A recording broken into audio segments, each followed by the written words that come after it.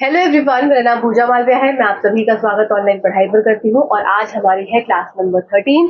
इससे पहले की 12 क्लासेस आ चुकी हैं। आप अगर DSS की तैयारी कर रहे हैं, BPSC TRE 4 की प्रिपरेशन कर रहे हैं या किसी भी अन्य गवर्नमेंट एग्जाम की तैयारी कर रहे हैं जहाँ पर NCERT साइंस का कंटेंट पूछा जाता है, तो इन वीडियोस की सीरीज को जरूर देखिए, क्योंकि यहाँ पर NCERT की लाइन टू लाइन उठाकर मैं ये कंटेंट प्रिपेयर कर रही हूँ और ये कंटेंट बाइलिंगुअल है। कोशिश मेरी पूरी रहती है कि हिंदी मीडियम और इंग्लिश मीडियम दोनों को साथ लेकर चलूं, पर थोड़ा बहुत जो भी रहता है वो आप इतना तो आप कर सकते हैं।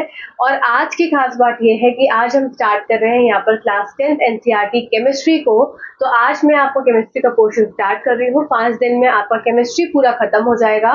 तो इस तरीके से मैं फटाफट से आपका कंटेंट का पोर्शन खत्म करके फिर क्वेश्चन ही क्वेश्चन हम करते रहेंगे।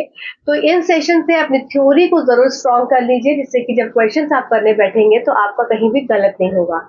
तो चलो सीधा स्टार्ट कर देते हैं सेशन को। और एक चीज और, कोई नया चैनल पर विजिट कर रहा है तो यहाँ पर डेली 10 बजे आपको क्लास मिलती है, प्लस यहाँ पर डेली टारगेट्स भी मैं बना रही हूँ कि आपके लिए प्रिपेयर कर रही हूँ कि किस तरह से आप डेली अपने टारगेट में अपने सारे सब्जेक्ट को इंक्लूड करेंगे और कितने समय के लिए इंक्लूड करेंगे, जिससे कि आप अपनी तैयारी को बहुत अच्छी तरीके से कर पाए। क्योंकि ये मौका जो होता है गवर्नमेंट जॉब का, ये बहुत ही कम मिलता है और जब मिलता है तो बस सभी उसमें जुट जाते हैं। तो आप इस तरीके से जुटें कि आपका सिलेक्शन हो जाए। और चलिए सीधा सेशन को स्टार्ट कर देते हैं। तो सबसे पहली बात है यहाँ पर केमिकल इक्वेशन वाला जो चैप्टर है, इस चैप्टर से आपने खुद देखा होगा, जिसने भी मल्टीपल एग्जाम्स अभी तक दिए हैं, कि इस चैप्टर से कई तरह के क्वेश्चंस आए हैं।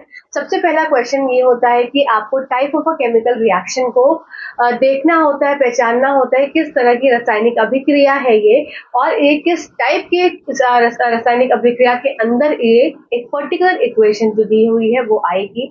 या फिर मैच द फॉलोइंग के फॉर्म में इस वाले चैप्टर से क्वेश्चंस आते हैं। अभिक्रियाओं को दे दिया जाता है और आपको मैच करना होता है।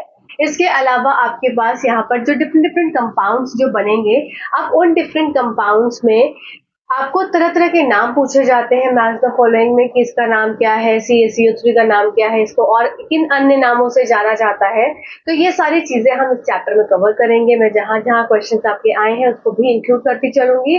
तो चलिए सीधा अब फाइनली सेशन को स्टार्ट कर देते हैं। तो सबसे पहली बात है कि हमको किन तरह की रिएक्शंस के बारे में पढ़ना है। तो ये आपकी 5 तरह की रिएक्शंस है, जो कि प्रकार है आपकी अभिक्रियाओं के: कॉम्बिनेशन रिएक्शन, फिर डिकम्पोजिशन रिएक्शन, फिर displacement reaction, double displacement reaction, oxidation reduction जो रिएक्शंस है। मतलब ये आपका संयोजन रिएक्शन, अपघटन रिएक्शन, विस्थापन रिएक्शन, विस्थापन और अपचयन और उपचयन और अपचयन अभिक्रियाएं। तो ये सारी चीजें हम यहाँ पर करेंगे। धीरे धीरे मैं स्टेप बाय स्टेप आपको सारी चीजें बताती चलूंगी। सबसे पहले हम पहली तो रिएक्शंस को देखेंगे। पहली जो आपकी है कॉम्बिनेशन रिएक्शन, मतलब ऐसी अभिक्रिया जिसमें कि कोई चीज संयोजकता दिख रही है, संयोजित हो रही है, एक साथ इकट्ठी हो रही है। तो एक सिंपल एग्जाम्पल से आप इसको समझ सकते हैं कैसे। जैसे कि मेरे पास A और B दो प्रोडक्ट है और A और B दो प्रोडक्ट मिलकर क्या बना दे रहा है, C और D बना दे रहा है या C बना रहा है।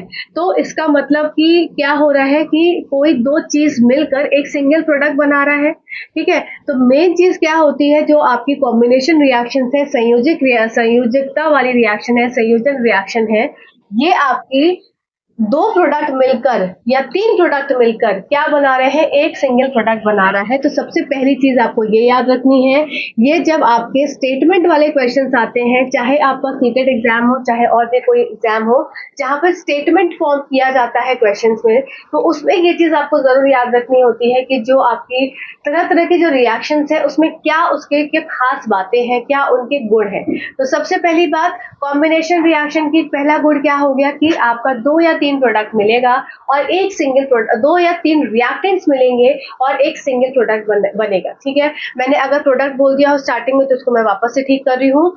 देखो यहाँ पर A और B अगर कंबाइन कर रहा है, A B के साथ कंबाइन कर रहा है और C बना, तो यहाँ वाले पोर्शन को जो लेफ्ट हैंड साइड में आपके उल्टे हाथ की तरफ होता है, ये हो जाते हैं आपके रिएक्टेंट्स, मतलब जो रिएक्ट कर रहे हैं। और यहाँ पर जो बना एरो के साइड में, ये आपका राइट साइड का भाग होता है, इसको हम बोलते हैं प्रोडक्ट। अगर मैंने स्टार्टिंग में बोलते समय प्रोडक्ट बोला है तो उसको ठीक कर लीजिएगा, ये रिएक्टेंट है और इधर साइड में प्रोडक्ट है।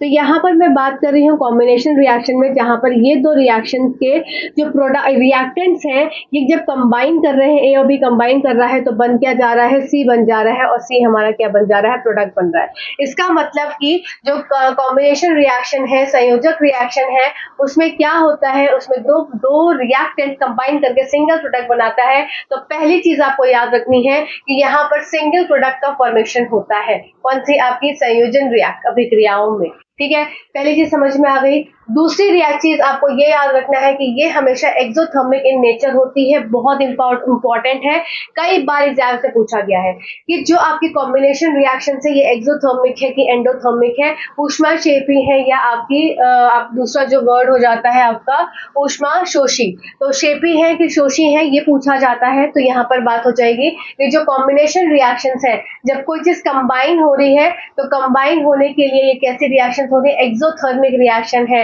इसका मतलब कि हीट को क्या करेंगे, रिलीज करेंगे, ऊष्मा को क्या करेंगे, रिलीज करेंगे, इसलिए उनको ऊष्माक्षेपी बोला जाता है। अब यहाँ पर पहला एग्जाम्पल जो लिखा गया है वेरी इंपॉर्टेंट रिएक्शन है, कई बार एग्जाम्स में पूछी गई है, मतलब ये आप समझ लो कि इसमें हर एक लाइन जो है वो एग्जाम्स में रिपीटेड है, तो इसीलिए इस चैप्टर में है चीजें आसान पर पूछी जाती है। ठीक है, तो पहले रिएक्शन देखेंगे यहाँ पर कि कैल्शियम कार्बोनेट की रिएक्शन हुई, कैल्शियम ऑक्साइड की रिएक्शन हुई वाटर के साथ। जब कैल्शियम ऑक्साइड में CaO में, जिसको हम क्विक लाइम के नाम से भी जानते हैं और जिसको आप लाइम भी सिंपल बोलते हैं, या तो क्विक लाइम बोले या लाइम बोले, एनसीईआरटी की लाइन है। देखो ये क्वेश्चन आपके जब आप लोगों ने क्या किया था, आपने जब क्वेश्चंस को चैलेंज किया था तो आपके कंफ्यूजन क्रिएट हो रहे थे किसको क्या बोलते हैं, तो यहाँ पर एनसीईआरटी की लाइन के हिसाब से ही मैं चल रही हूँ। क्विक लाइम या आपका इसका लाइन दिया हुआ एनसीईआरटी टेक्स्ट बुक में आपका क्या, कैल्शियम ऑक्साइड। तो कैल्शियम ऑक्साइड हम एक टर्म जानते हैं, कैल्शियम ऑक्साइड, उसको किस नाम से और जाना जाता है, कैल्शियम ऑक्साइड को लाइम, आपका क्विक लाइम या फिर लाइम। ठीक है, क्विक लाइम या फिर लाइम। अब इसकी अभिक्रिया जब पानी के साथ हो रही है, इसमें जब आप पानी डालेंगे तो आपको हीट सी महसूस होगी, थोड़ी सी उष्मा सी महसूस होगी और बनता क्या है, कैल्शियम हाइड्रोक्साइड। कैल्शियम हाइड्रोक्साइड को स्लेक्ड लाइम बोलते हैं और इसी को क्या बोल दिया जाता है, लाइम वाटर। ठीक है, या तो ये स्लेक्ड लाइम है या ये लाइम वाटर है, कुछ भी टर्म यूज कर सकते हैं, पर ये बहुत इंपॉर्टेंट होता है, ये टर्म एग्जाम में पूछे जाते हैं, बहुत ज्यादा मतलब फेवरेट क्वेश्चन होता है ये एग्जामिनर का, और ये रिपीट होता है बार बार क्वेश्चन, तो उसको आप भी ध्यान रखेंगे। क्या, कैल्शियम ऑक्साइड की रिएक्शन हुई वाटर के साथ, कैल्शियम हाइड्रोक्साइड बना, ये कैल्शियम हाइड्रोक्साइड का नाम क्या हो गया, स्लेक्ड लाइम या फिर आपका लाइम वाटर। ठीक है, अब ये रिएक्शन कैसी है, आपकी एक्सोथर्मिक इन नेचर है, ऊष्माक्षेपी रिएक्शन है। अब देखो ये जो लाइम वाटर बना या फिर कैल्शियम हाइड्रोक्साइड बना, इसका इस्तेमाल कहाँ होता है, ये भी एग्जाम में पूछा जाता है।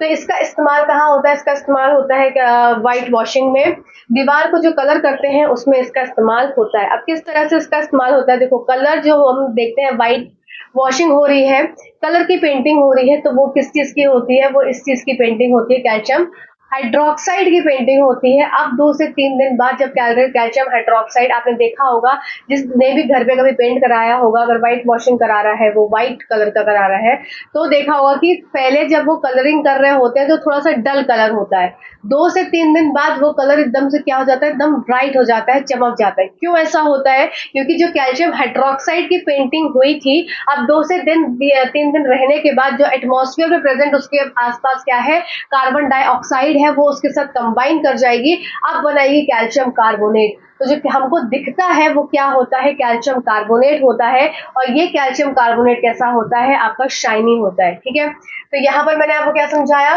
कि कैल्शियम हाइड्रोक्साइड बना इस अभिक्रिया से, जो कि हमारी कॉम्बिनेशन रिएक्शन है, मतलब कि CaO हो गया। देखो इधर ध्यान से सब लोग देखते चलेंगे, ये A है और ये B है, क्या बन गया, C बन गया। तो ये पहली चीज हमारी कंप्लीट हो गई, पहली कंडीशन फुलफिल हो गई कि जो कॉम्बिनेशन रिएक्शंस होती हैं उसमें 2 चीजों का या 3 चीजों का कॉम्बिनेशन होता है और फिर एक नया प्रोडक्ट बन जाता है, और प्रोडक्ट बनता है वो कैसा होता है, एक्सोथर्मिक इन नेचर होता है, जिसमें कि हीट का क्या होता है, निकलती है हीट, हमें गर्म महसूस होता है। ठीक है, जिसने चूना घोला होगा उसने ये चीज समझी होगी मैं क्या बोल रही हूँ। ठीक है, तो अब क्या हो गया, अब यहाँ पर कैल्शियम हाइड्रोक्साइड आया और जो एटमॉस्फेयर में प्रेजेंट क्या है, कार्बन डाइऑक्साइड, ये स्लोली रिएक्शन करती है और क्या बना देती है, कैल्शियम कार्बोनेट। तो जो हमें दिखता है व्हाइट वॉशिंग चमकता हुआ, वो फिर क्या हो जाता है, वो कैल्शियम कार्बोनेट होता है। इसको आप क्या है, कैल्शियम कार्बोनेट के नाम से या लाइमस्टोन के नाम से जानते हैं, या इसको मार्बल भी बोलते हैं। तो ये सारे नाम मतलब क्या होते हैं, कैल्शियम कार्बोनेट का अन्य नाम है। तो इसके नाम से भी ये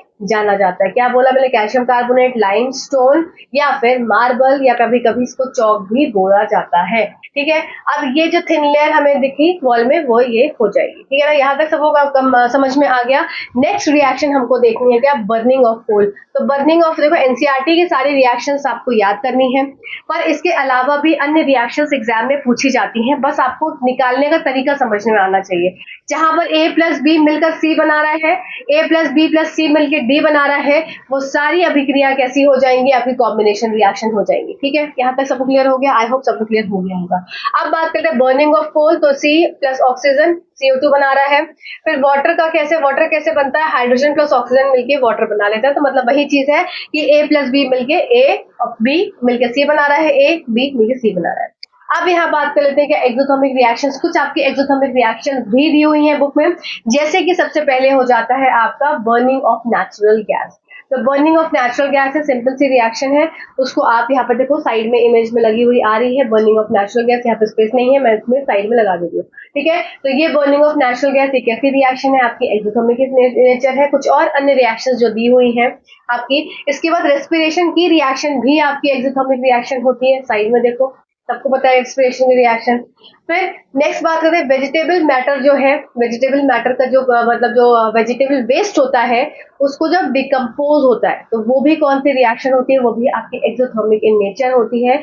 इसका मतलब कि जो कंपोस्ट बन रहा है, जो खाद बन रही है, जो मैन्योर बन रहा है, वो कैसा है, वो भी एक्सोथर्मिक रिएक्शन के थ्रू आकर वो बनता है। ठीक है, आई होप यहाँ तक सारे पॉइंट्स आपके क्लियर हो गए होंगे। ये सारे आपके एनसीईआरटी के एग्जाम्पल्स है, इसलिए मैंने यहाँ पर इंक्लूड करे। ठीक है, याद हो गई इन सब चीजें। चलो अब नेक्स्ट देख लेते हैं। अब हमको अगली रिएक्शन देखनी है, डिकम्पोजिशन रिएक्शन। मतलब अब यहाँ पर ऐसी हम रिएक्शन देखने जा रहे हैं जहां पर एक कोई रिएक्टेंट है, वो डिकम्पोज हो रहा है, वो टूट हो रहा है, उसका क्या टूट रहा है, उसका क्या हो रहा है, अपघटन हो रहा है। तो ऐसी रिएक्शन जहां पर ए अगर है, मान लो मेरे पास रिएक्टेंट, ठीक है, ए मेरे पास रिएक्टेंट है, अब वो टूट रहा है ए और बन रहा है क्या, बी प्लस सी या B plus C plus D. तो ये कैसी रिएक्शन हो जाएंगी, ये रिएक्शन हो जाएगी आपकी डिकम्पोजिशन रिएक्शन या अपघटन अभिक्रिया। ठीक है, समझ में आया। क्या मैंने बोला, ए है, ए टूट कर क्या बन रहा है, बी प्लस सी बन रहा है या B plus C plus D बन रहा है। अब यहाँ पर क्या है, हीट का रिक्वायरमेंट होगा। अभी तक हमने क्या पढ़ा था, जो हमारी पहली रिएक्शन थी उसमें हीट हमेशा रिलीज आउट हो रही थी क्योंकि वो एक्सोथर्मिक इन नेचर थी। यहाँ पर क्या है, हमें हीट हमेशा देनी पड़ेगी, या तो हम हीट मतलब हमको हीट जो है वो किस फॉर्म में दे रहे हैं, कुछ गर्माहट के फॉर्म में, आग के फॉर्म में दे रहे हैं, या सनलाइट की हीट मिल रही है। इसका मतलब किसी ना किसी तरह का अदर सोर्स ऑफ हीट हमें आवश्यकता है हमको डिकम्पोज कराने के लिए, एक अभिक्रिया को, एक डिकम्पोजिशन रिएक्शन की अभिक्रिया को कराने के लिए यहाँ पर हीट की आवश्यकता होती है। इसलिए इन रिएक्शंस को बोलते हैं एंडोथर्मिक रिएक्शंस। ऊष्माक्षेपी आपका ऊष्माशोषी रिएक्शन से होती है, शेपी नहीं सोषी। ठीक है, देखो यहाँ पर क्या है, FeSO4 है, FeSO4 फेरस सल्फेट। अब ये हीट इसमें मतलब हीट दे रहे हैं, तो ये आपका फेरिक ऑक्साइड और साथ SO2 और SO2 बन रहा है, मतलब ये आपका सॉलिड हो गया, ये आपके दोनों गैसेस हो गए। ठीक है, सिंपल समझ लो। ये ए था, ये बन गया क्या, B C और D। ठीक है, ये C मतलब ये रिएक्शन आपकी इसी तरह से दी हुई है, SO2 मतलब दो है, SO2 ऐसे लिख दिया। अब यहाँ पर क्या था, कैल्शियम कार्बोनेट जो यहाँ पर हमारा बना था, इसको हम क्या करेंगे, हीट करेंगे, तो वापस से कैल्शियम ऑक्साइड और CO2 बन जाएगा। अब यहाँ पर एक और इम्पोर्टेंट चीज है जो कि आपको याद रखनी है कि जो कैल्शियम ऑक्साइड, देखो कैल्शियम कार्बोनेट जो बना था लाइमस्टोन, ये इस्तेमाल कहाँ हो रहा था, व्हाइट वॉशिंग के लिए। पर जिससे ये बना था मतलब कैल्शियम ऑक्साइड से ये बना था, तो इसका इस्तेमाल कहाँ होगा, सीमेंट के मैन्युफैक्चर में। जहां पर सीमेंट की मैन्युफैक्चरिंग होती है वहां पर इसका इस्तेमाल होता है, जिसका कैल्शियम ऑक्साइड, जिसको हम क्विक लाइम हम इसको बोलते हैं। ठीक है ना। चलो अब यहाँ पर ये CaO, इसका यूज बहुत ज्यादा पूछा जाता है, इसका यूज बहुत ज्यादा पूछते हैं। तो ये यूज किसमें हो गया, आपका सीमेंट मैन्युफैक्चरिंग में इसका इस्तेमाल हो गया। नेक्स्ट देख लेते हैं लेड नाइट्रेट। ये वेरी इंपॉर्टेंट रिएक्शन है, वेरी इंपॉर्टेंट रिएक्शन। इस पे मार्क करेंगे सब लोग स्टार। ठीक है। लेड नाइट्रेट को जब हीट करते हैं तो क्या बनता है, एक तो लेड ऑक्साइड बन जाता है और दूसरा नाइट्रोजन डाइऑक्साइड बनता है। और जो ब्राउन फ्यूम्स देखने को मिलते हैं, तो एग्जाम में क्वेश्चन आता है कि जो ब्राउन फ्यूम्स बन रहे हैं कौन सी अभिक्रिया में, आपके लेड नाइट्रेट की अभिक्रिया में जब इसको हीट किया जाता है तो जो ब्राउन फ्यूम्स निकल रहे हैं, रिलीज आउट हो रहे हैं, वो किसके ब्राउन फ्यूम्स होते हैं, तो वो हो जाते हैं आपके नाइट्रोजन डाइऑक्साइड के, NO2। ठीक है, ब्राउन फ्यूम्स किसके हुए, नाइट्रोजन डाइऑक्साइड के, ये याद रखना है। तो ये ब्राउन फ्यूम्स निकले, ये किसके निकले, ये इसके निकले। ठीक है, ये ब्राउन फ्यूम्स। ठीक है, अब ये भी रिएक्शन कैसी हो गई आपकी, ए से टूटा किसमें, बी और सी में और डी में। तो ये हमारी हो गई ए, टूटा किसमें, बी, सी और डी में। नेक्स्ट देख लेते हैं क्या, AgCl। AgCl क्या है, देखो ये भी एग्जाम में बीपीएससी वालों के में तो बहुत बार पूछा गया है, कई बार पूछा गया है ना। और DSSB वाले भी इस चीज को ध्यान से सुनेंगे। क्या है AgCl, क्योंकि DSSB में लाइन टू लाइन होके आती है, तो एकदम ध्यान से चीजों को समझते चलेंगे। AgCl silver chloride. AgCl आपका जब सन की इसमें एक पेट्रोल डिश है जिसमें AgCl है जो कि व्हाइट कलर का है। ठीक है, कैसे कलर है, व्हाइट कलर का। तो इसमें क्या पूछते हैं क्वेश्चन कि AgCl जो आपका सिल्वर क्लोराइड है इसका कलर क्या होता है, या फिर दूसरी रिएक्शन जो है AgBr। ये AgBr है, इसका कलर क्या है। ठीक है, इस कंपाउंड का कलर क्या है। तो कलर कंपाउंड के क्वेश्चंस आते हैं एग्जाम में, कई याद रखना है, इसीलिए यहाँ पर इसको इंगित कर रही हूँ मैं। चलो, AgCl है तो AgCl व्हाइट कलर का है, इसको पेट्रोल डिश में रख दिया, इसको सन के रेज इसके ऊपर आ रही है, साइड में इमेज देखते चलो किस तरह से आ रही है।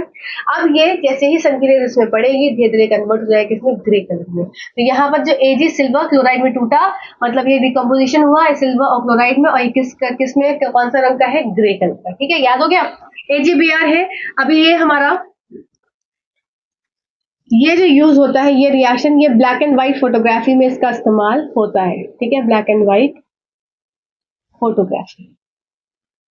ठीक, यहाँ पर वापस से हीट किस फॉर्म में हो रही है, सनलाइट के फॉर्म में हो रही है। अब यहाँ पर ये पूछा जाता है कि AgBr का क्या कलर है, तो AgBr का कलर होता है पेल येलो कलर का।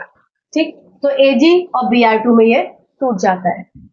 अब यहाँ पर वही चीज है, रिक्वायर्ड एनर्जी, मतलब ये आपकी एंडोथर्मिक रिएक्शन है, इसका मतलब इनको इसमें क्या है, एनर्जी की रिक्वायरमेंट होगी हीट के फॉर्म में या सनलाइट के फॉर्म में, मतलब हीट आपकी आग के फॉर्म में या आपकी सनलाइट के फॉर्म में, इस तरह से इसमें रिक्वायरमेंट है। ठीक है, आई होप ये दो रिएक्शन आपको समझ में आ गए होंगे। पहले रिएक्शन कैसे थी, जिसमें एक सिंगल प्रोडक्ट बन रहा था। यहाँ पर डिकम्पोजिशन रिएक्शन को मैंने साथ में इसलिए लिखा है कि आप इसको कंपेयर भी कर पाए। डिकम्पोजिशन रिएक्शन में क्या है कि एक सिंगल प्रोडक्ट डिकम्पोज होकर डिफरेंट प्रोडक्ट्स बना, डिफरेंट सिंगल रिएक्टेंट डिकम्पोज होकर डिफरेंट प्रोडक्ट्स बना रहा है। रिएक्टेंट और प्रोडक्ट को थोड़ा सा मैं ही बोलने में वो हो जा रही हूँ। ठीक है, रिएक्टेंट पहले प्रोडक्ट बाद में। तो रिएक्टेंट्स क्या है, पहले रिएक्टेंट्स टूट रहे हैं फिर प्रोडक्ट बन रहा है।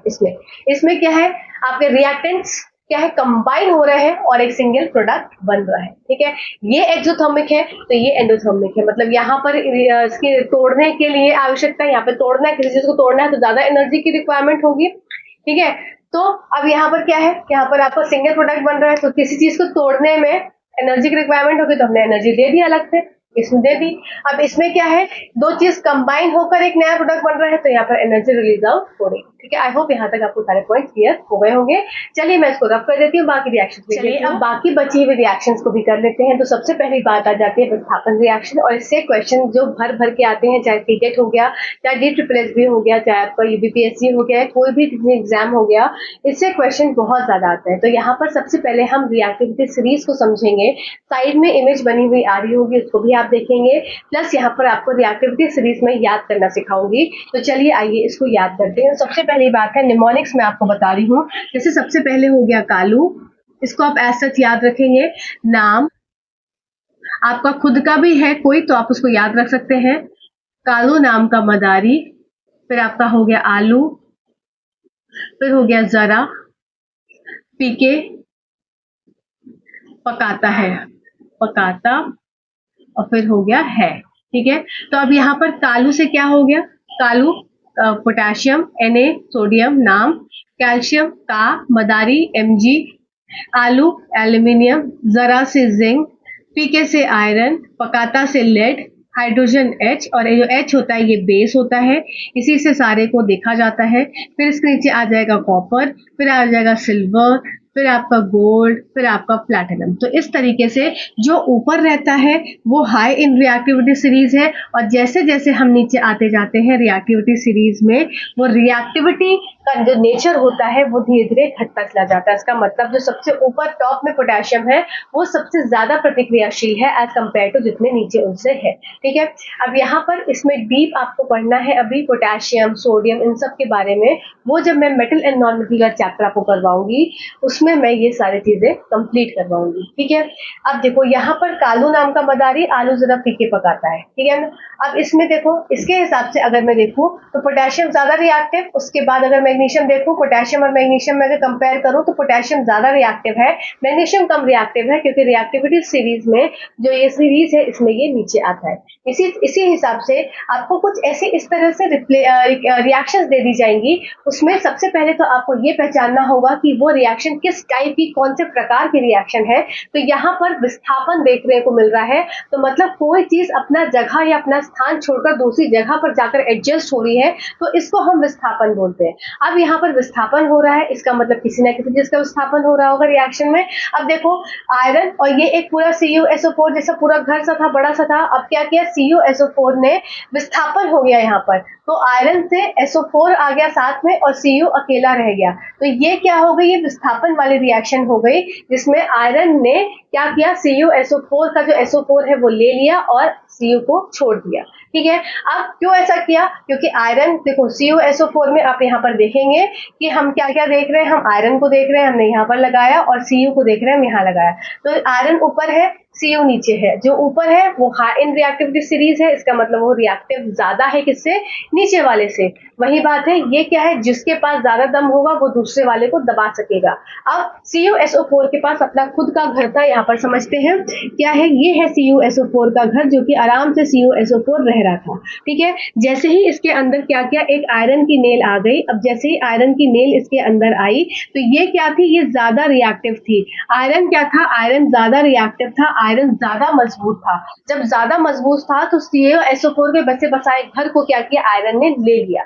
अब जैसे ही ये आयरन CuSO4 को तोड़ेगा तो क्या हो जाएगा, यहाँ पर आयरन सल्फेट बन जाएगा, मतलब FeSO4 बन जाएगा, और क्या रह जाएगा, क्योंकि ये ज्यादा प्रतिक्रियाशील है तो उसने उसका SO4 ले लिया और Cu अकेला अकेला रह गया। ठीक है, आई होप यहाँ तक आपको पॉइंट्स क्लियर हो गए होंगे। क्यों ऐसा हुआ, क्योंकि जो ऊपर होता है हाई इन रिएक्टिविटी सीरीज होता है वो ज्यादा प्रतिक्रियाशील होता है, वो दूसरे वाले को क्या करता है, विस्थापित कर देता है। ठीक है, तो यहाँ पर Cu Fe, और Fe ने क्या किया, CuSO4 का कॉम्बिनेशन करा के ये FeSO4 बन गया और Cu बेचारा केरा छूट गया। ठीक है, इसी जगह पे एक और रिएक्शन आपकी आ जाती है, किसकी, Zn और आपका CuSO4 की। तो Zn अगर जिंक की रिएक्शन CuSO4 के साथ कराई जाएगी तो खुद ही सोचो कैसे होगा।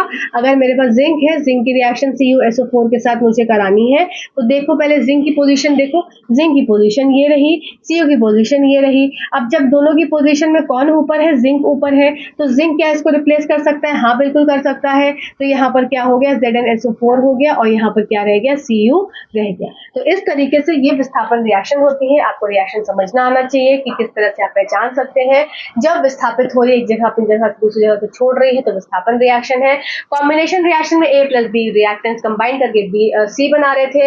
फिर आपका डिकम्पोजिशन रिएक्शन में कोई A रिएक्टेंट था तो डिकम्पोज हो रहा था हीट के प्रेजेंस में, फिर क्या बना रहा, B प्लस C बना रहा था। अब हमने यहाँ पर क्या देखा, अब हमने यहाँ पर देखा कि अब इस अगर A और B की लैंग्वेज में मैं समझूं तो यहाँ पर A है और ये B और C है। ठीक है, A plus B and C, ये क्या बना रहा है, A और C बन गया, AC प्लस B। ठीक है, तो यहाँ पर A ने क्या किया, C के साथ कंबाइन करके AC बना लिया और B अकेला रह गया। ठीक है, आई होप यहाँ तक सारे पॉइंट्स क्लियर हो गए होंगे। चलिए अब नेक्स्ट देख लेते हैं डबल डिस्प्लेसमेंट रिएक्शन। अभी तक हमने देखा था कि सिंगल डिस्प्लेसमेंट रिएक्शन या फिर इसको डिस्प्लेसमेंट रिएक्शन के नाम से ही जाना जाता है। अब डबल डिस्प्लेसमेंट रिएक्शन मतलब कि द्वि विस्थापित रिएक्शन। अब यहाँ पर विस्थापन तो हो रहा है पर दोनों मतलब जो भी रिएक्टेंट्स है और जो भी प्रोडक्ट्स बने आपस में सब में विस्थापन हो गया। जैसे यहाँ पर NaSO4 है, सोडियम सल्फेट है, और ये बेरियम क्लोराइड है। ठीक है, सोडियम सल्फेट और बेरियम क्लोराइड, तो मतलब BaSO4 हो गया और Na2Cl2 के साथ कंबाइन करेगा। तो मतलब इसने इसके साथ क्या किया, रिप्लेसमेंट डिस्प्लेस कर लिया, Na2Cl2 बन गया तो मतलब NaCl बन गया और BaSO4 बन गया। तो ये क्या है, ये आपका BaSO4 बन गया। ठीक है, तो यहाँ तक आई होप आपको ये बात समझ में आई होगी। डबल डिस्प्लेसमेंट रिएक्शन को, द्विविस्थापित रिएक्शन को आप एक और नाम से जानते हैं, जिसका नाम होता है प्रेसिपिटेशन रिएक्शन। प्रेसिपिटेशन रिएक्शन क्यों है? क्योंकि प्रेसिपिटेट बनता है, कोई चीज नीचे छूट जाती है, रह जाती है, बैठ जाती है। ठीक है, अब प्रेसिपिटेट है मतलब कि ये आपकी क्या है, अवशेषण रिएक्शंस होती हैं। अवशेष बच गया, कोई चीज का अवशेष बच गया, तो वो कैसी अभिक्रियाएं हो जाती हैं, वो आपकी डबल डिस्प्लेसमेंट रिएक्शन या प्रेसिपिटेशन रिएक्शन होती हैं। ये किनके बीच में होती है? तो यहाँ पर एक्सचेंज ऑफ आयंस होते हैं। जो भी आयंस है इनके बीच में, पॉजिटिव या नेगेटिव, इनके बीच में क्या होता है? एक्सचेंज होता है।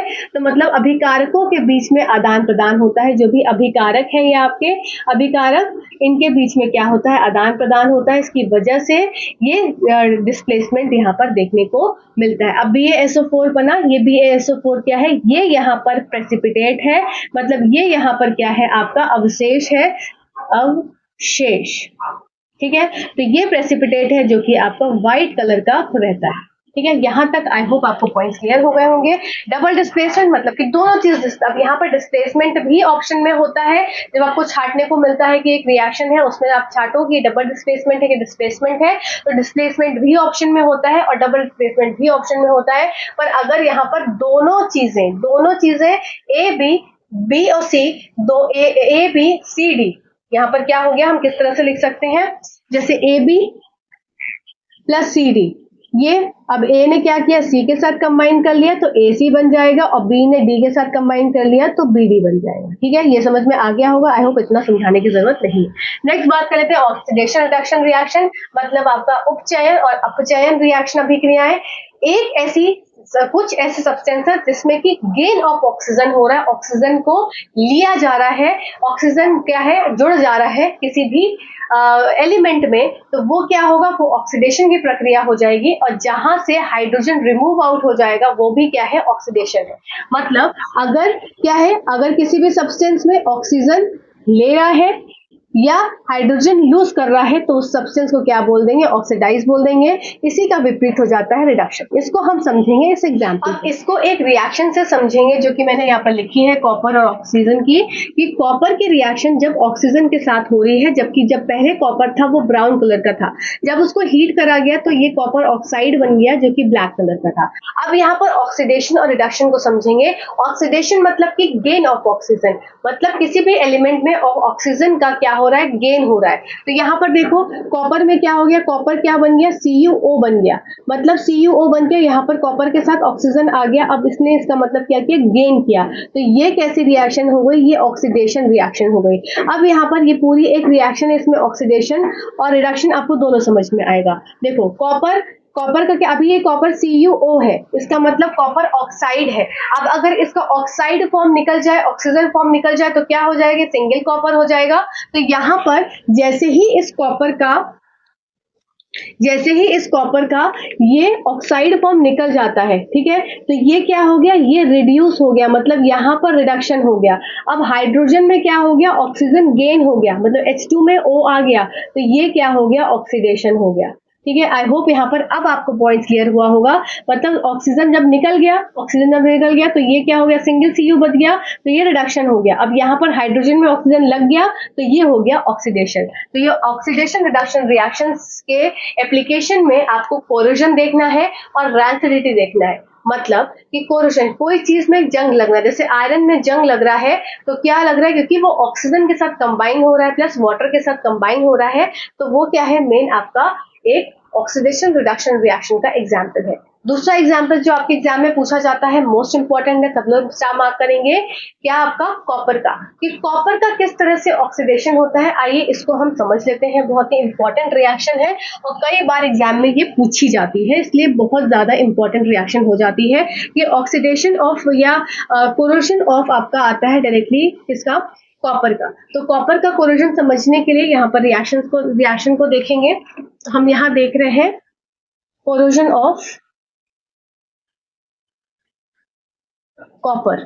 ठीक है। कॉपर में किस तरह से कोरोजन होता है और उसमें जो हमको ग्रीन कलर चाहिए, ये ग्रीन कलर किस किस चीजों से मिलकर ये बनता है। इसका मतलब कि कॉपर होगा, कॉपर के साथ क्या होगा एनवायरमेंट में, वाटर भी प्रेजेंट होगा, प्लस क्या हो सकता है ऑक्सीजन भी प्रेजेंट होगा, प्लस क्या हो सकता है CO2 भी प्रेजेंट होगा। ठीक है, खुद सोचो कॉपर वातावरण में क्या क्या चीजें हैं प्रेजेंट, वेपर्स के फॉर्म में वाटर, ऑक्सीजन एटमॉस्फेयर में, कार्बन डाइऑक्साइड एटमॉस्फेयर में। इसका मतलब कि कॉपर की अभिक्रिया सब चीजों से हो रही है। तो अब जब सब चीजों से हो रही है तो क्या बनाएगा यहाँ पर, कॉपर हाइड्रोजन के साथ रिएक्ट करेगा तो कॉपर हाइड्रोक्साइड बनाएगा, प्लस कॉपर आपका CO2 के साथ रिएक्ट करेगा तो CuCO3 बनाएगा। इसका मतलब कि कॉपर हाइड्रोक्साइड और कॉपर कार्बोनेट दो चीज बनी हमारी यहाँ पर, कॉपर हाइड्रोक्साइड बना और कॉपर कार्बोनेट बना। तो ये दोनों चीजों के बनने से ये ग्रीन कलर का जो आपका कॉपर का मेटल है वो ग्रीन कलर का हो जाता है। इसके ऊपर जो कोटिंग आ जाती है ये ग्रीन कलर की कोटिंग होती है। ये ग्रीन कलर की कोटिंग किसकी वजह से, कॉपर हाइड्रोक्साइड और कॉपर कार्बोनेट की वजह से होती है। ये रिएक्शन बहुत इंपॉर्टेंट है, कई बार एग्जाम्स में पूछी गई है। ठीक है, इसमें मोस्ट इंपॉर्टेंट लगाकर, इस पे मोस्ट इंपॉर्टेंट लगाकर इसको रट लेंगे। ठीक है ना, चलो अब नेक्स्ट रिएक्शन देख लेते हैं एक सिल्वर की, कि सिल्वर के मेटल के ऊपर भी ब्लैक कलर, यहाँ तो ग्रीन कलर की कोटिंग देखने को हमें मिली, अब सिल्वर की रिएक्शन हमको देखनी है जिसमें कि ग्रीन कलर की जगह हमको ब्लैक कलर की कोटिंग होती है। तो इसको एक और नाम से जाना जाता है टार्निशिंग ऑफ सिल्वर। तो अभी हम यहाँ समझने जा रहे हैं, अभी हम कॉपर की जगह अब हम यहाँ पर सिल्वर की बात करेंगे, सिल्वर की बात करेंगे और यहाँ पर हमारी कोटिंग हो जाएगी ब्लैक कलर की। ठीक है, इसको बोलते हैं tarnishing, tarnishing of silver, silver की टार्निशिंग। ठीक है, टार्निशिंग ऑफ सिल्वर। चलो अभी देखो इसमें क्या है, सिल्वर है। ठीक है, सिल्वर की अभिक्रिया किसके साथ हुई, ऑक्सीजन के साथ हुई जो कि हमारे एनवायरनमेंट में प्रेजेंट है। क्या बनाएगा, सिल्वर ऑक्साइड बनाएगा, Ag2O बना, ये हमारा सिल्वर ऑक्साइड बन गया। अब सिल्वर ऑक्साइड की रिएक्शन यहाँ से आपका मेन पूछा जाता है। इसकी रिएक्शन देखो ये वेरी इंपॉर्टेंट है, किससे अभिक्रिया करता है, तो सराउंडिंग में प्रेजेंट हाइड्रोजन सल्फाइड के साथ ये रिएक्शन करता है और क्या बना लेता है, ये बनाता है सिल्वर सल्फाइड, Hg नहीं Ag2S। ये Ag2S जो है ये ब्लैक कलर का होता है। तो यहाँ पर क्वेश्चन एग्जाम में पूछा जाता है कि जो सिल्वर है, ये किसके साथ अभिक्रिया करके, तो मतलब एनवायरनमेंट में प्रेजेंट ऑक्सीजन तो होता ही है, कार्बन डाइऑक्साइड तो होता ही है, पर किससे अभिक्रिया करके, मतलब जब आपकी सिल्वर तो ऑक्सीजन के साथ अभिक्रिया होता है तो सिल्वर ऑक्साइड बनाता है। अब ये सिल्वर ऑक्साइड किसके साथ अभिक्रिया ऐसा करता है, जबकि वो कन्वर्ट हो जाता है किसमें, ब्लैक कलर में। तो यहाँ पर आपका आंसर होगा कि हाइड्रोजन सल्फाइड के साथ प्रेजेंट इन द एटमॉस्फेयर, जो वातावरण में प्रेजेंट है हाइड्रोजन सल्फाइड इसके साथ कंबाइन करता है और क्या बनाता है, सिल्वर सल्फाइड बनाता है। ये सिल्वर सल्फाइड बनने की वजह से ये ब्लैक कलर की कोटिंग हो जाती है जो कि आपने सिल्वर के ऊपर देखा है। ठीक है, आई होप यहाँ पर क्लियर हो गया होगा बात पॉइंट। तो हमने क्या समझा, सारे पॉइंट्स आपके क्लियर हो गए होंगे। अच्छा, एक पॉइंट यहाँ पर बचता है, ये हो गया यहाँ पर खत्म आपका टार्निशिंग ऑफ सिल्वर। अब बात करते हैं रैंसिडिटी। रैंसिडिटी तो यही जो आपका ऑक्सीडेशन और रिडक्शन वाली प्रक्रिया है, इसी से क्या होता है, रैंसिडिटी को भी आपको समझना है। किसी भी फूड प्रोडक्ट में, या मैं अगर बात करूं कि फैट्स या ऑयल में, फैट या ऑयल का जब ऑक्सीडेशन हो जाता है तो वो क्या होता है, वो चीज सड़ जाती है।